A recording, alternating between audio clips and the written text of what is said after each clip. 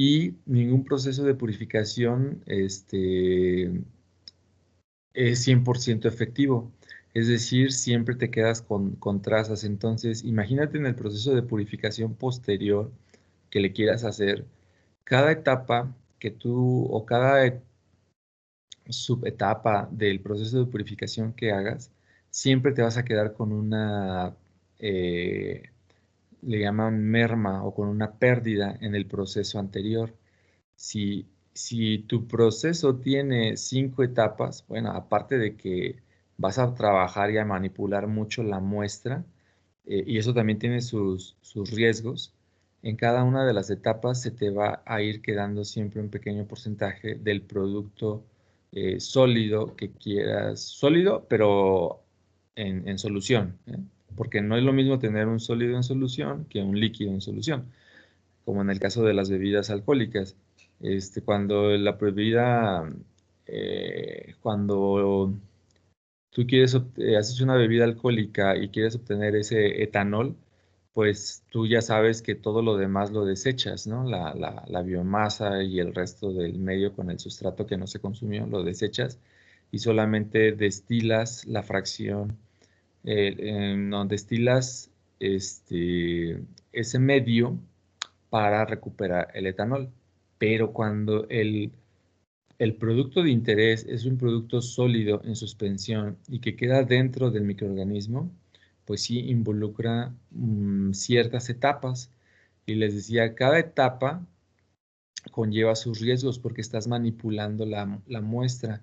Si manipulas mal, es decir, que le adiciones calor, pues a lo mejor si es una proteína de interés lo vas a perder o lo vas a degradar. Si son proteasas, si son anticuerpos monoclonales, pues debemos de tener más cuidado en la manipulación de esa muestra. Y poner etapas de purificación, pues siempre conlleva una pérdida en cada etapa. ¿Por qué? Porque ninguna etapa es 100% pura. Ok, entonces, ¿cómo subsanas esto de facilitar los procesos de purificación? Mediante la inmovilización. Pero la inmovilización sirve solamente si la inmovilización de la enzima o del catalizador, a eso me refiero, solamente es más útil bajo dos circunstancias. Primera, que la no te genere fuertes problemas sobre los procesos de transferencia de masa, ¿sí? Y la segunda, pues es de que el producto de interés quede siempre en la solución, ¿sí? Porque si vas a inmovilizar una célula o bueno, un microorganismo que el producto de interés queda dentro de ella, pues la inmovilización también va a requerir después que separes eh, el sólido o el material que utilizaste para inmovilizar y luego ya que tienes el microorganismo, a ese le hagas la lisis. Entonces sí tenemos que ir como conocer aspectos muy generales, pero sí tener como un criterio de selección o desarrollar un bioproceso en el cual tú veas todos estos aspectos.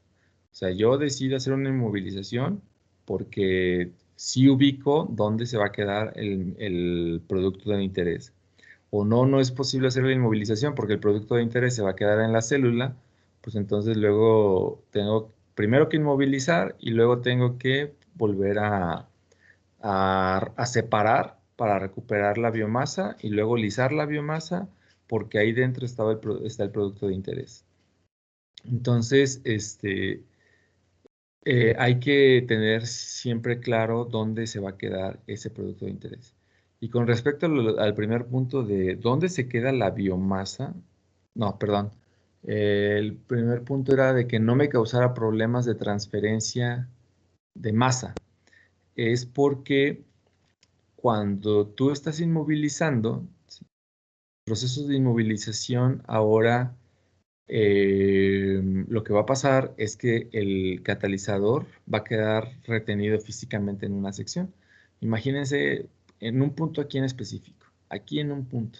Este es el impulsor, yo lo sé, pero supongamos que tenemos la capacidad de tener un impulsor eh,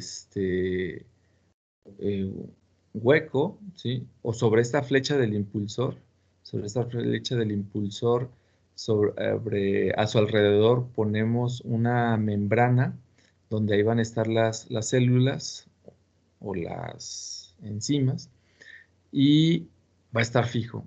Entonces ahora todo el sustrato, ¿sí? Es el que va a tener que migrar desde el medio hacia adentro. Pero si esta enzima o células están inmovilizadas, seguramente va a existir una barrera mecánica que el sustrato tiene que atravesar y migrar hasta adentro donde está la célula. ¿Por qué creen que se dé esta migración? Porque va a existir un gradiente. Pues, hay un proceso de transferencia de masa que se llama por difusión y específicamente se llama difusión fickiana o de Fick. Fick fue el científico que describió un proceso de transferencia de masa y hizo una ecuación que es muy sencilla la ecuación, que describe bastante bien el proceso de transferencia de masa y por eso desde 1880 se le conoce así, la ley transferencia de masa fickiana, que es por difusión. Y cualquier difusión, ¿sí? Es porque o se lleva a cabo siempre y cuando exista un gradiente de concentración. Y los gradientes de concentración, pues, se pueden también manipular de otras formas, como los gradientes de temperatura también generan gradientes de concentración. No, no es que el aumento de la temperatura o el descenso de la temperatura genere o elimine materia. No, no, no, no me refiero a eso. Sino que los cambios de temperatura generan cambios de densidad en el agua. Y el cambio de densidad en el agua genera movimiento en el agua.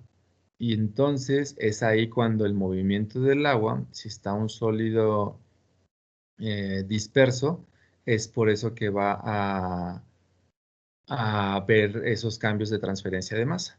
A ver, por ejemplo, en este recipiente, ¿sí han visto cómo hierve el agua ustedes en una olla?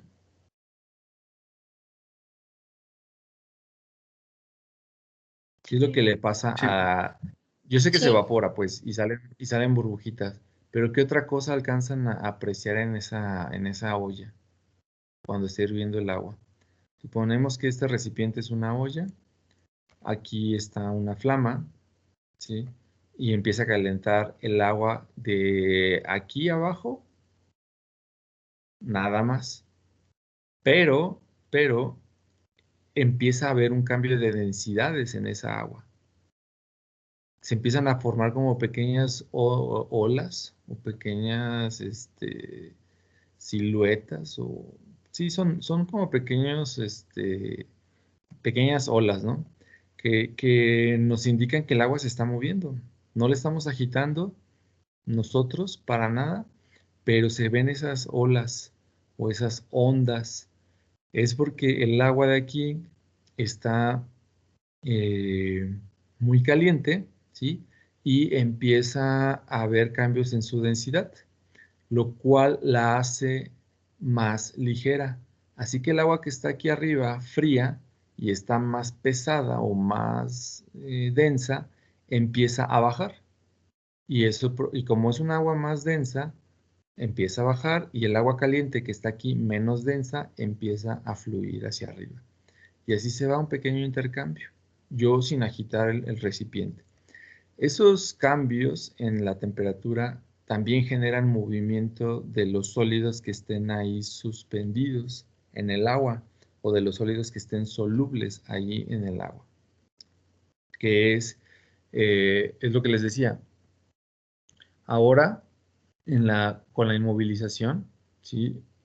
mientras las células estaban libres, pues era factible que la célula se encontrara con el sustrato. Pero como no estaba contenida físicamente la célula en una matriz porosa o en una matriz permeable, pues ahí interactuaban más fácilmente. Ahora con la inmovilización, como va a estar envuelta la célula en una matriz porosa, el sustrato tiene que atravesar esa matriz porosa o matriz semipermeable y llegar hasta la parte más interna. Eso genera muchos problemas de transferencia de masa. Entonces, todo esto, ¿por qué lo digo? Porque para decidir si una inmovilización es buena, se tiene que evaluar el proceso de inmovilización mediante la medición de las velocidades de reacción de la enzima libre entre la enzima inmovilizada. ¿Sí?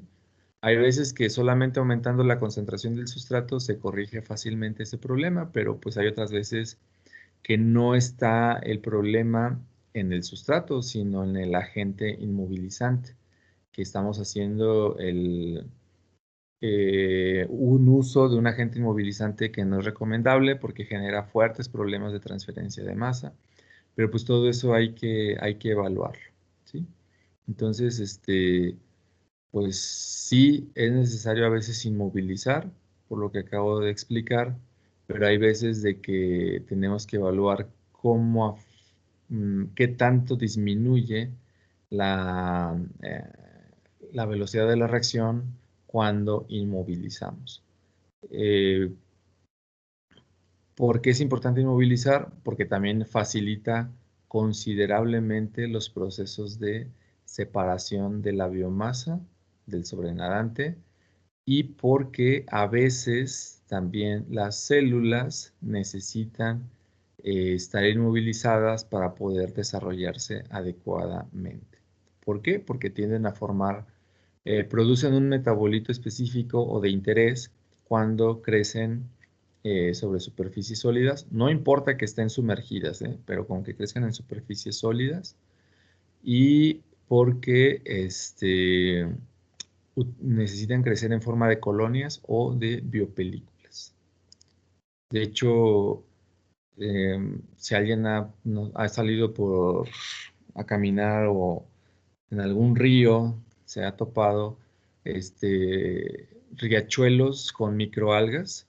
Luego hay piedras en las que te paras y te resbalas, ¿no? Porque está todo lamoso o, o resbaladizo porque ahí crecieron microorganismos. ¿Ok? Entonces, vamos a continuar con el siguiente tema. Como estamos hablando de cinética microbiana, pues hay que describir también qué tan buena fue la fermentación. En función de qué se describe eso, de unos coeficientes de rendimiento. Por definición, el coeficiente de rendimiento es una medida de la eficiencia de una conversión particular y son usados con los datos cinéticos para modelar una fermentación. Los coeficientes que se tienen que evaluar para ver la eficiencia de la fermentación es el YXS o Y subíndice XS. La Y es el del coeficiente de rendimiento y el subíndice XS son los gramos de biomasa formados entre los gramos de sustrato consumidos. El otro, el YPX, es el coeficiente de rendimiento de los gramos de producto formados entre los gramos de biomasa formados. Y el otro es el de producto sustrato, que serían los gramos, coeficiente de rendimiento de los gramos de producto entre los gramos de sustrato. Obviamente, los gramos de producto formado entre los gramos de sustrato consumidos. ¿Sí? Entonces, estos se llaman rendimientos teóricos o verdaderos, que es muy difícil de calcular, aunque, experimentalmente, pero, pues son coeficientes estequiométricos. Si tenemos datos de los pesos moleculares y de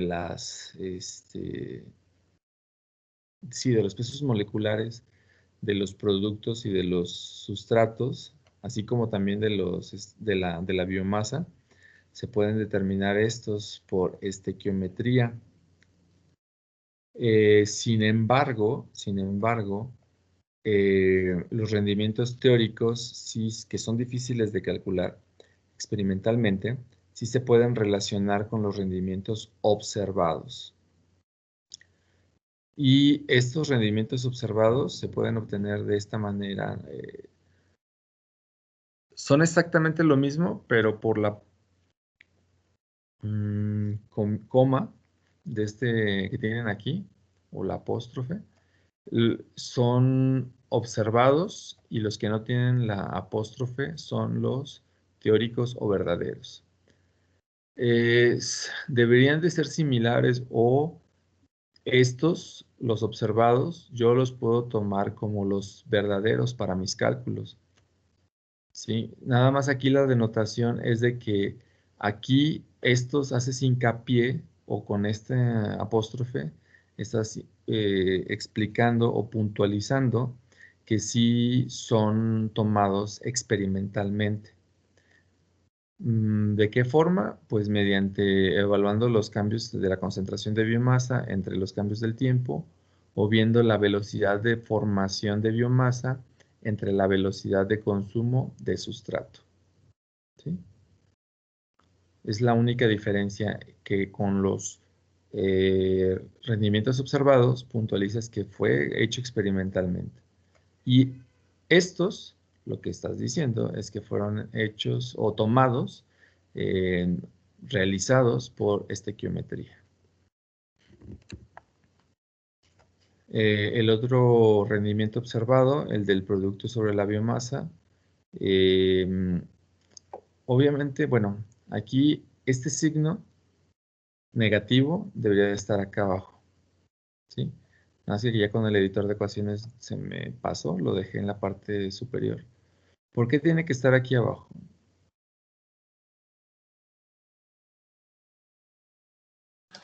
Perdón, profe, ¿qué cosa? Debe estar abajo. El signo negativo, ¿por qué debería de estar aquí abajo?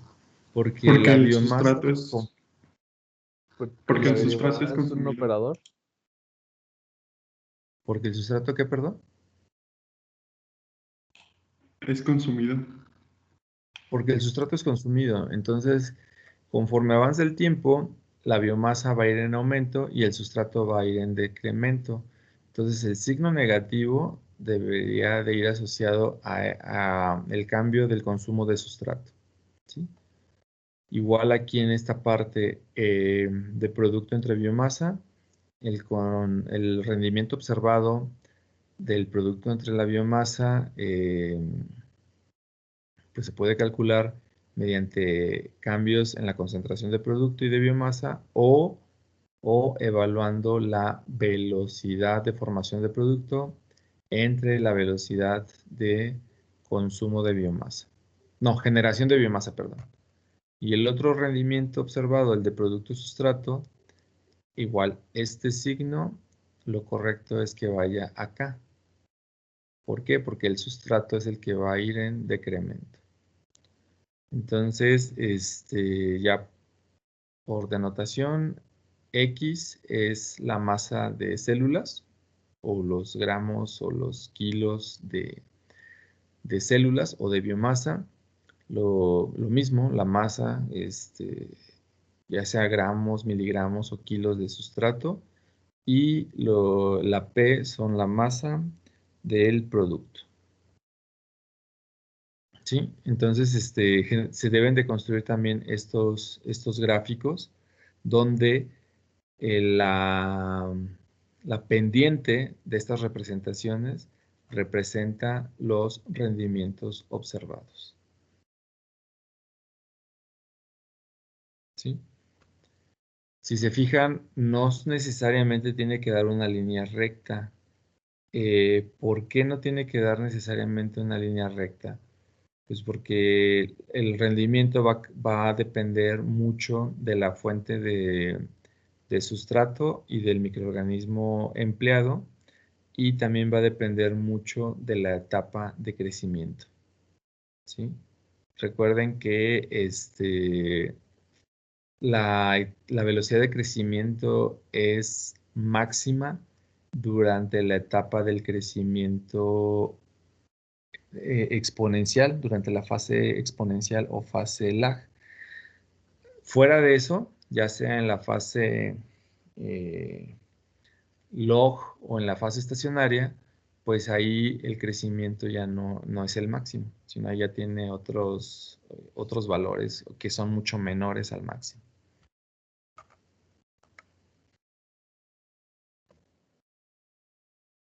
Entonces, la otra forma de calcular los rendimientos,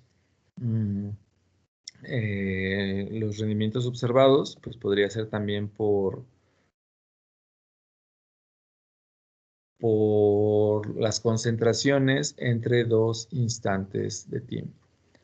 Si se fijan aquí, ya nada más para no poner el signo negativo, desarrollé el producto porque esto sería menos paréntesis S1 menos S0. Entonces nada, lo que hice fue la multiplicación y ya me queda de esta forma. El del producto sustrato también. Y para el caso de la biomasa, pues es este. Aquí hay otra situación. Cuando yo les había explicado que para las fermentaciones hay que cuantificar la formación de sustrato, biomasa y producto, ¿sí? Pero bueno, en este caso, con esas tres concentraciones ya puedes obtener tanto los parámetros cinéticos, así como los coeficientes de rendimiento, que son lo que se te pide para calcular la eficiencia o la efectividad de una fermentación. Entonces, para evaluar la velocidad de crecimiento, se tienen diferentes modelos, porque recordando el modelo de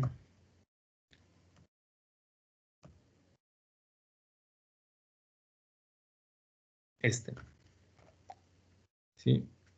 La ecuación de velocidad de crecimiento involucra una μ que se llama velocidad específica de crecimiento.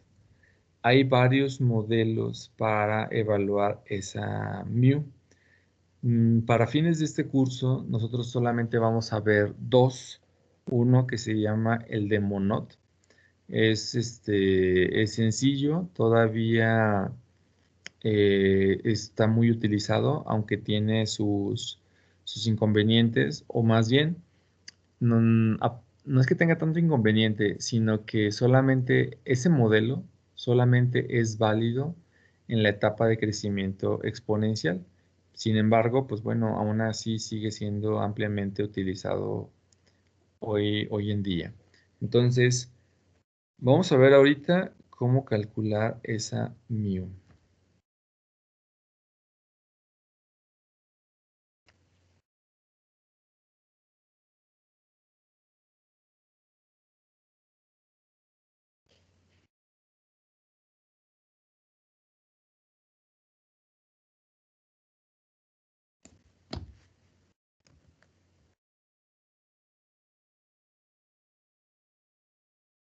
Aprovechando esta gráfica, en esta representación, ¿sí? Si yo grafico esto como y esto como X, mu representa a la pendiente de ese conjunto de datos. Em, Esta mu, les decía que puede tomar diferentes valores dependiendo, o puede obtenerse de diferentes formas dependiendo del modelo que yo esté utilizando.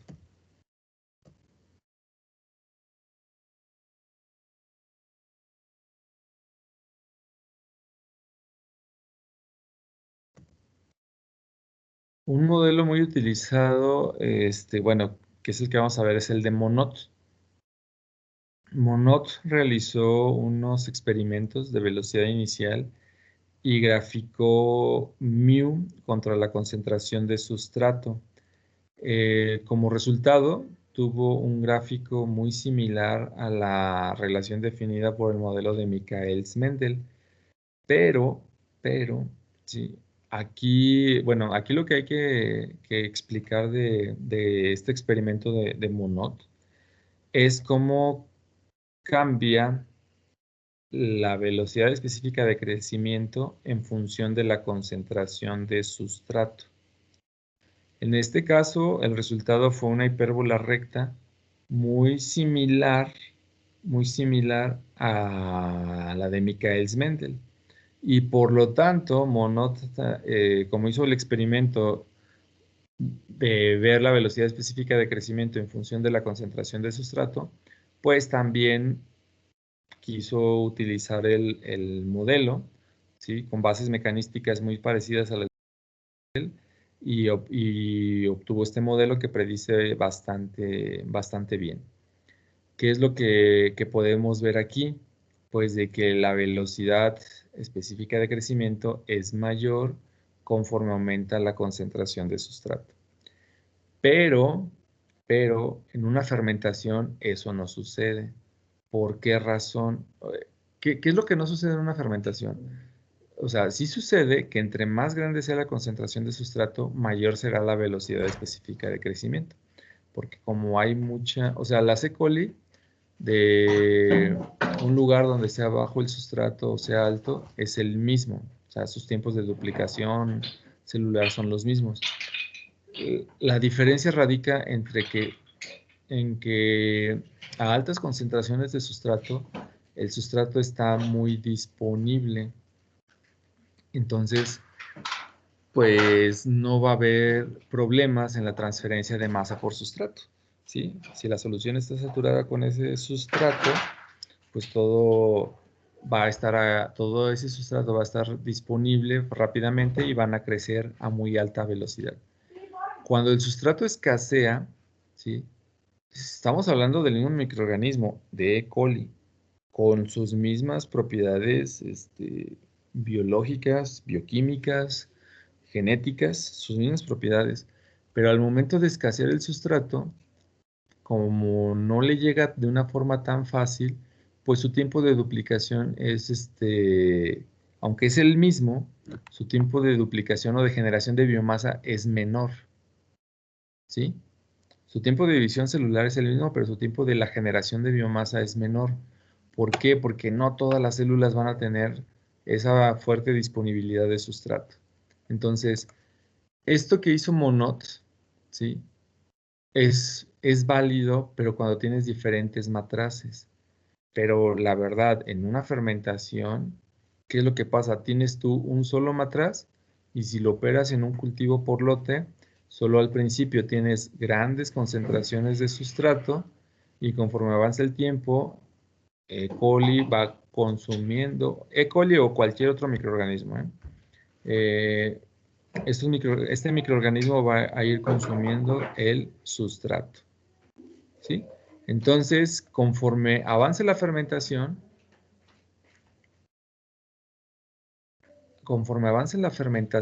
espérenme tantito, jóvenes.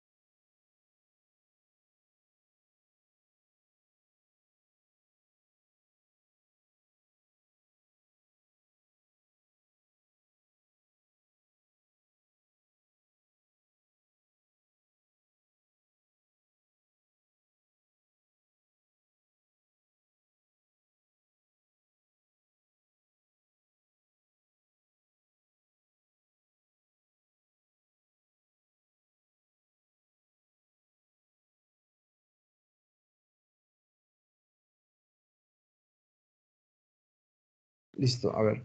Entonces,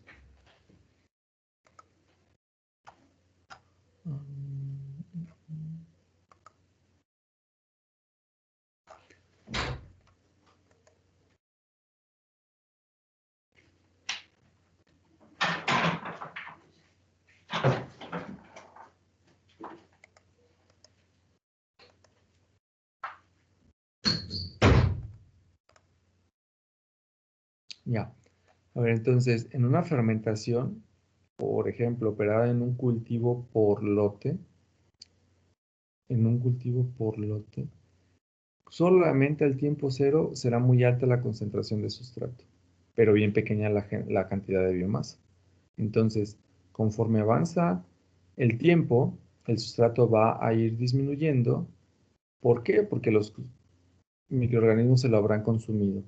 Entonces, lo más recomendable es que una fermentación ustedes la realicen a concentraciones saturantes del sustrato, o sea, como cuando obtengan esta parte. ¿Para qué? Para que obtengan una velocidad máxima de crecimiento del microorganismo durante el tiempo que dura la fase exponencial, porque ya después, pues sabemos que no va a haber sustrato y pues ya se va a detener el crecimiento microbiano. Entonces, lo recomendable, así como les había dicho que para lo del inóculo, eh, la fase, la fase log es recomendable que dure poco y va a depender su duración de cuánto inóculo hayamos puesto, pues lo mismo para la operación del reactor. Hay que poner una cantidad de sustrato a condiciones de saturación. Y por eso primero se hace un ensayo como de este tipo. Un ensayo en el que tienes diferentes matraces, a todos le inoculas la misma cantidad de biomasa y tú buscas encontrar una hipérbola recta así, donde encuentres por acá las condiciones de saturación. Y esta concentración de sustrato es la que preferentemente necesitarías tú utilizar para ya después hacer tus fermentaciones. El modelo de Monod, les repito, tiene un sentido con la ecuación de Michaelis-Mendel, donde dice que la velocidad específica de crecimiento es igual a la velocidad específica máxima. Estas dos van en unidades de tiempo a la menos 1. Ahora, este multiplica la concentración de sustrato y todo eso es entre Ks más S. ¿Qué creen? Ks pues también tiene el mismo significado que la constante de Michaelis-Mendel y que el de la ecuación del coeficiente de Hill. Ks es una constante de afinidad del microorganismo por el sustrato y representa la concentración de sustrato a la cual se va a obtener un medio de la velocidad específica máxima de crecimiento. Tiene exactamente los mismos interpretaciones. Entonces, sustituyendo mu mediante el modelo de Monod para calcular la velocidad, para calcular el cambio de la biomasa con respecto al tiempo, pues tenemos que es igual a todo esto. ¿Sí? Entonces, para resolver los problemas que vamos a hacer, nosotros primero calculamos una mu y, y posteriormente calcularíamos los parámetros cinéticos mu max y Ks. Al momento de calcular mu, también vamos a calcular los coeficientes de rendimiento. Entonces,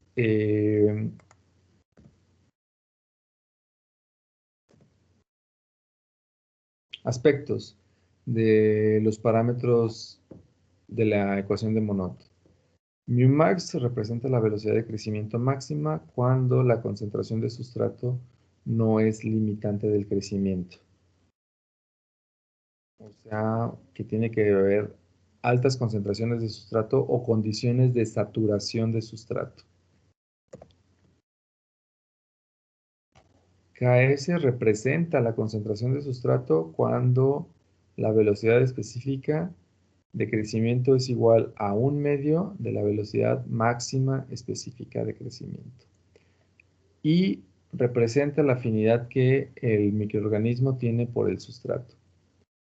Μmax y KS son dependientes del microorganismo y el sustrato limitante de crecimiento, el medio de fermentación y factores ambientales como el pH, la temperatura y la fuerza iónica.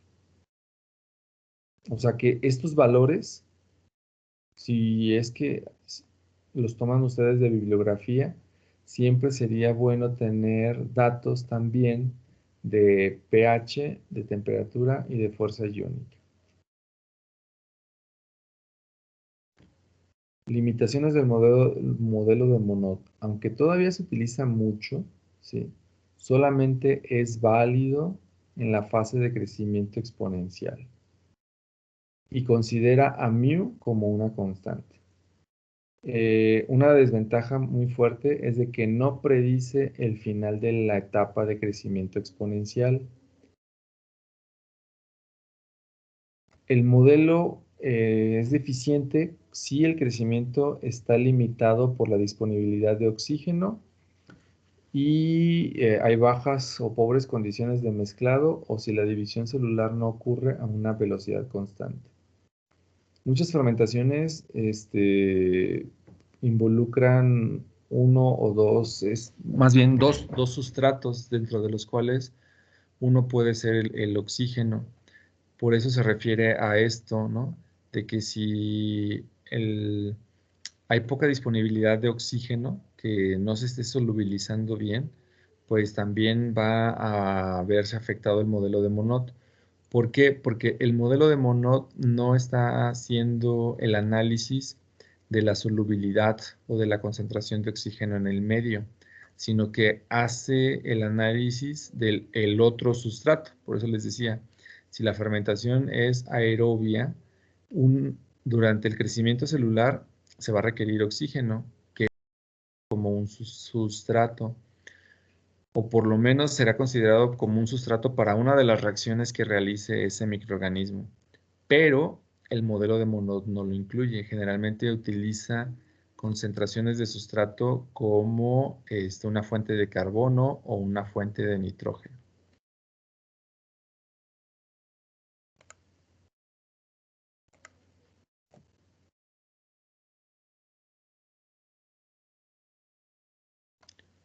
Entonces, bueno, aquí ya nada más de manera complementaria, por ejemplo, para Saccharomyces, que es una fermentación anaerobia, si es que nos interesa hacer una fermentación alcohólica, o puede ser si lo que nos interesa es el mismo microorganismo, por ejemplo, para elaboraciones de pan, se utiliza levadura, que es Saccharomyces crecida muchas veces en condiciones aerobias. ¿Por qué? Porque te interesa generar grandes cantidades de biomasa, no te interesa tanto la bebida alcohólica o el etanol que se genere, sino la biomasa. Entonces aquí Saccharomyces se puede hacer crecer tanto en condiciones aerobias como anaerobias, con glucosa como sustrato, y cuando la fuente de carbono, su KS es de 25. Otro ejemplo, E. coli puede crecer tanto en presencia de glucosa como de lactosa como de fosfato. ¿Sí? Parece indicar que en presencia del fosfato crece mucho más rápido. ¿Por qué? Porque acá nos dice que era una concentración de sustrato a la cual se alcanzaba 1/2 de la velocidad máxima. Entonces, E. coli, que tiene la capacidad de metabolizar a estos tres, pues crece mucho más rápido con el puro fosfato, medianamente rápido en presencia de glucosa y se tarda un poquito más en presencia de lactosa. La explicación es de que por el tipo de la molécula, incluso hasta por el tamaño, este ingresa rápidamente al interior y puede ser metabolizado mucho más rápido que la glucosa. Y la lactosa, que es un disacárido, pues todavía se requiere que se hidrolice ese disacárido para que pueda ser metabolizado.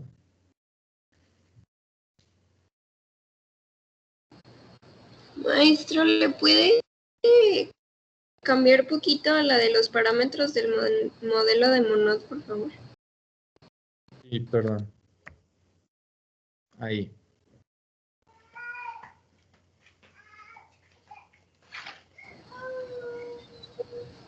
A la que sigue, por favor.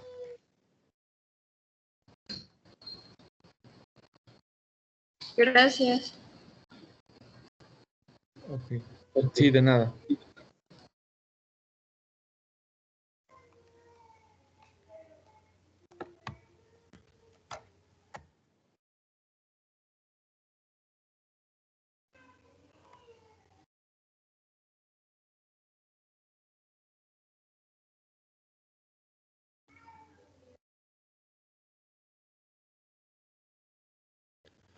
Entonces, aparte del modelo de Monod, hay otros, como el de Blackman, el de Teissier, el de Moser. Fíjense aquí cómo Moser también por ahí vio cómo estaba el de la ecuación de Hill y también le puso un coeficiente, pero no le puso el coeficiente al término de KS, solamente al de sustrato.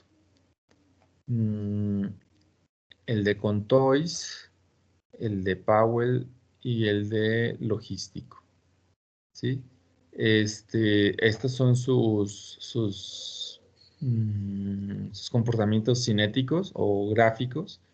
Si se dan cuenta, son muy parecidos, pero aquí lo que hay que tener en cuenta es que estos modelos, cuando ya estás hablando de volúmenes de operación muy grandes en procesos continuos de 24/7, no es que la fermentación dure 24/7 o 7 días a la semana, sino de que en un recipiente, en un bioreactor, lo utilizas para hacer una fermentación lunes y martes y tienes que dejar todo listo porque el miércoles sigue la otra fermentación y la vas a hacer durante miércoles y jueves y para el día jueves en la mañana tienes que dejar todo listo porque el jueves van a hacer otra fermentación.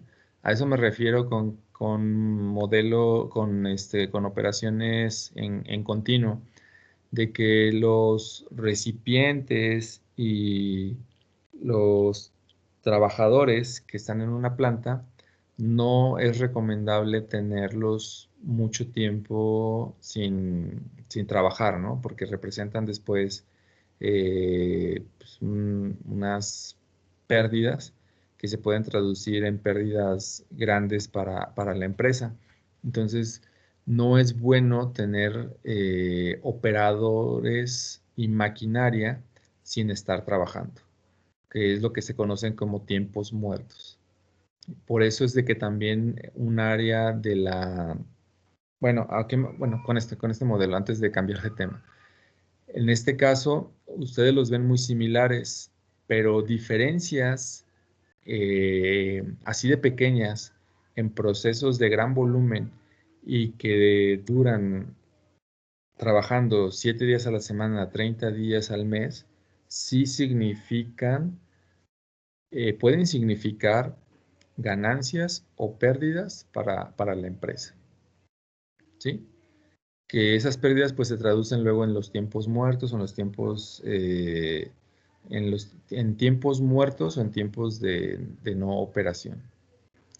Entonces aquí pues de entrada yo no le veo gran diferencia, todos llegan como entre 0.18 y 0.2. Claro que es mejor 0.2 que 0.18. Cuando estoy evaluando o analizando aquí en el eje de las Y's, lo de la velocidad específica de crecimiento. Eso de 0.18 horas a la menos 1, pues no se ve que sea tan desfavorable con respecto a 0.2. Sin embargo, pues en algunas industrias sí lo llega a representar. Esos pequeños cambios sí pueden significar grandes cambios en cuestiones de dinero o en pérdidas monetarias.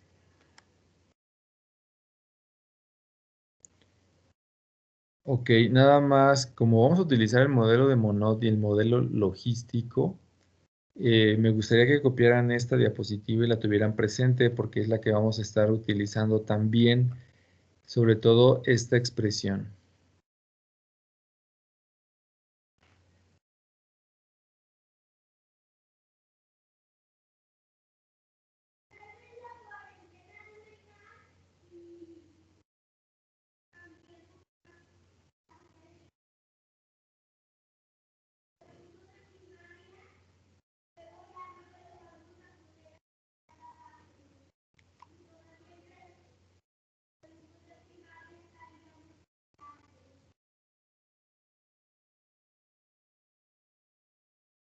Listo, ¿ya la copiaron, muchachos?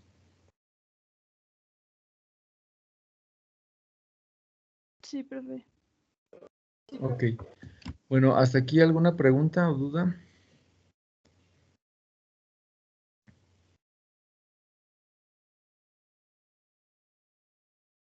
No, entonces para la siguiente sesión, igual nuevamente vayan, tráiganse su calculadora o su hoja de Excel, porque vamos a volver a hacer cinéticas, con ayuda de esos dos dispositivos, como ustedes se les facilite más, ¿sí? Sería todo por el día de hoy. Nos estaremos viendo el próximo martes, muchachos.